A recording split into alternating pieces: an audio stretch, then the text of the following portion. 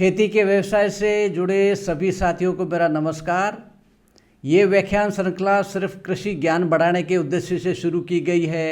आखिर में हम सबसे उत्तम कृषि पद्धति चुनेंगे, यानी द बेस्ट एग्रीकल्चर मेथड, और उसमें उस विधि का गहन अध्ययन करेंगे और किसान साथियों को वो विधि यानी कि संपूर्ण पद्धति अपनाने के लिए प्रेरित करेंगे। उस प्राकृतिक विधि से संपूर्ण मानव जगत, संपूर्ण पशु पक्षी जगत और संपूर्ण वातावरण का कल्याण होगा। मेरा नाम तेजाराम चौधरी है और हम लोग फ़िलहाल संसार में प्रचलित अलग अलग खेती की पद्धतियों के बारे में डिस्कस कर रहे हैं। आज खेती की जिस अगली पद्धति के बारे में बात करने जा रहे हैं वह है सीढ़ीदार खेती यानी टेरेस फार्मिंग।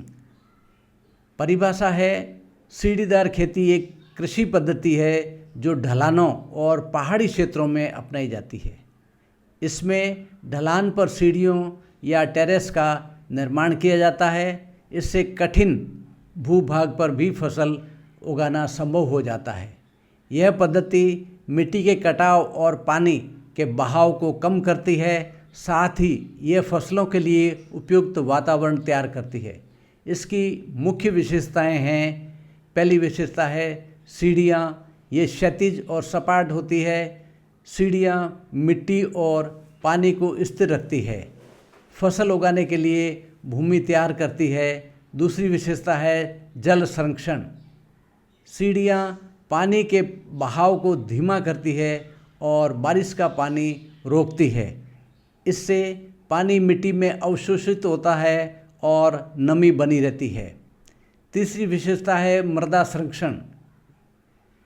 ढलान वाली भूमि में भारी वर्षा के दौरान मिट्टी का कटाव होता है। सीढ़ियाँ पानी और मिट्टी को अपने स्थान पर पकड़े रखती है।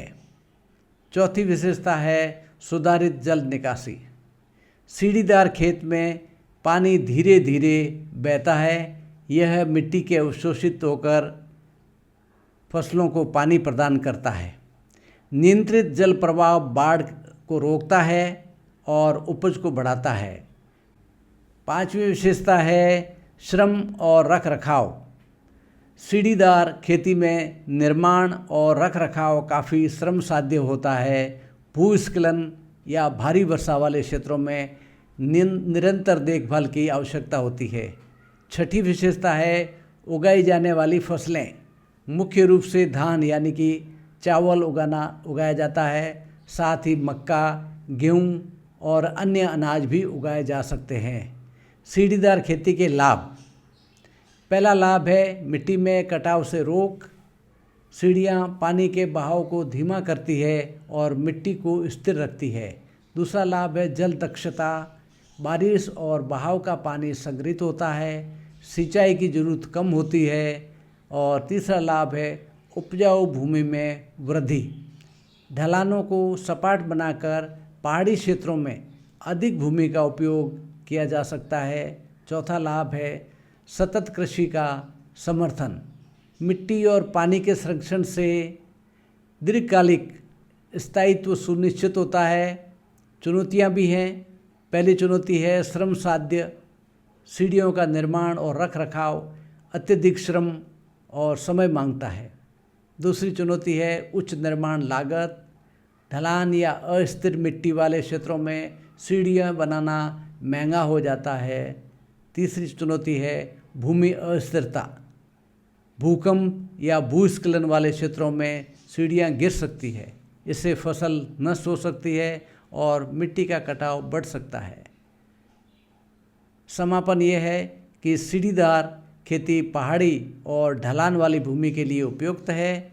यह मिट्टी और पानी की सुरक्षा करती है और उपज बढ़ाती है। हालांकि इसमें श्रम लागत अधिक होती है, लेकिन यह सतत और टिकाऊ कृषि एक महत्वपूर्ण तरीका है।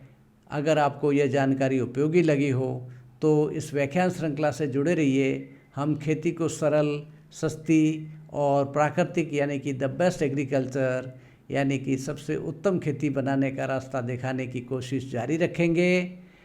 वीडियो अगर आपको पसंद आया हो तो लाइक करिए, शेयर करिए और चैनल को सब्सक्राइब करें। धन्यवाद। जय किसान, जय भारत।